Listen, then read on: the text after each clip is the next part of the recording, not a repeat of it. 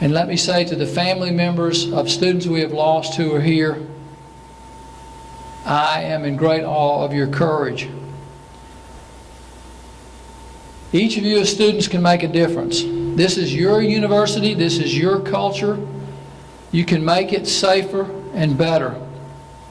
Administrators get reports, and lots of those reports, and surveys about the impact of high-risk drinking. But as students, you see it firsthand. It's personal to you. It affects each of you and your friends in some very real ways. The absolute worst part of my job is to have a conversation with a parent of a Clemson student who has died. If the death could have been prevented, it's so much more heartbreaking. One such loss is too many to bear. Death from alcohol poisoning or a drunk driving accident is the most serious of consequences. It's the one that makes the newspapers. But how many more students flunk a class, lose a scholarship, or drop out of school because of alcohol use? How many have done things that while they were drinking that later they regretted? How many are on the road to a lifetime struggle with self-destructive behavior? These are the questions that keep us old folks up at night. A lot of good people at Clemson are working very hard and working very creatively to reduce high-risk drinking. We have some of the most effective, well-designed programs, and we see a lot of positive trends in the right direction. But obviously, we still have a problem. If we didn't, we wouldn't be gathered here today. Alcohol is a stubborn part of college and the student culture at college nationwide. And we recognize that there is a culture of alcohol consumption at Clemson, especially on game days. Most adults who enjoy tailgating with adult beverages do so in a very responsible manner. But a culture that encourages and supports high-risk drinking, the idea of drinking to get drunk, should not be acceptable on game days or any other day of the year. This is not a social activity. In fact, it's an anti-social activity. We need your help, we need your ideas, and your commitment to change that culture. I know it will take time, but student engagement is the first step to move in the right direction. What are your ideas? It starts by taking personal responsibility for ourselves and our friends. If you choose to drink, drink less. Drink responsibly, and that means follow the law. If you believe a fellow student is drinking irresponsibly, intervene. Let him know how you feel. If a friend of yours has had too much, take positive action. For heaven's sakes, do something. As the sneaker ad says, just do it, whether it's driving her home or calling 911 for medical help.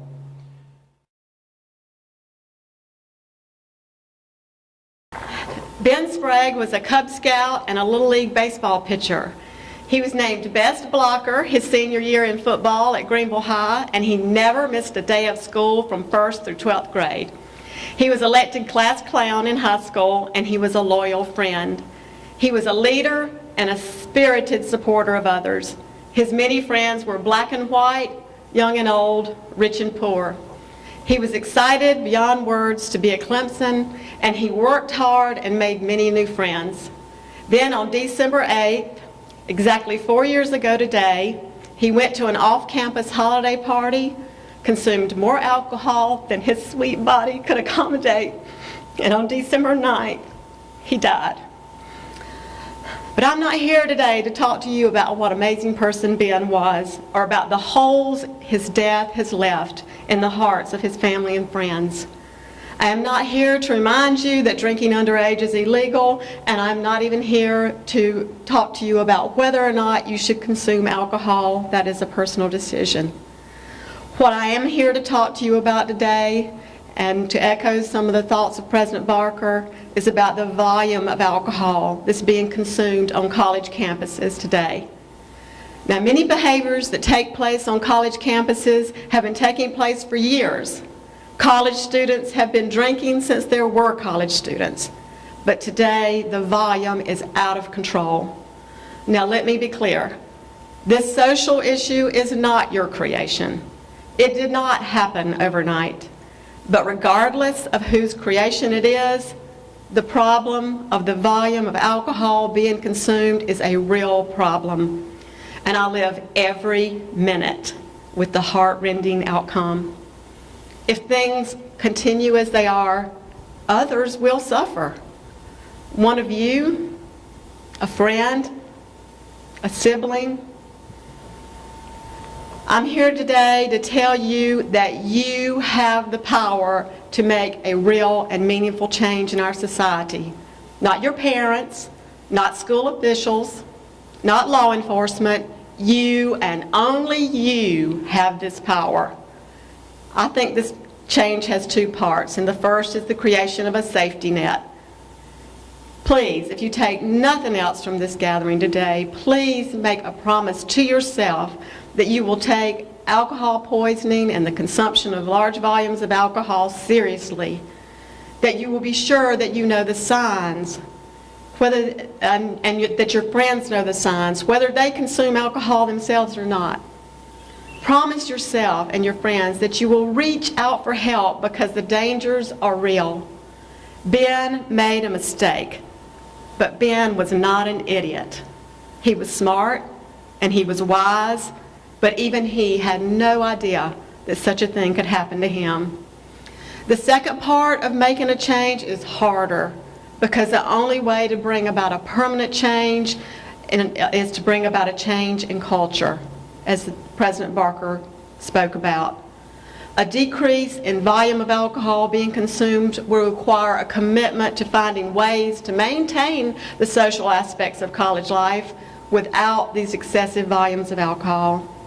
You are smart. I know that you can come up with ideas and carry them out, and it is only the ideas that come from you that will work. So few of us in a lifetime have the opportunity, much less the ability, to bring about real and meaningful change. But you, and only you, have the power to bring about a change in culture to reduce the volume of alcohol being consumed on this college campus. You have the power to make this change for yourselves, for Clemson, and I humbly request that you do it for Ben. Thank you.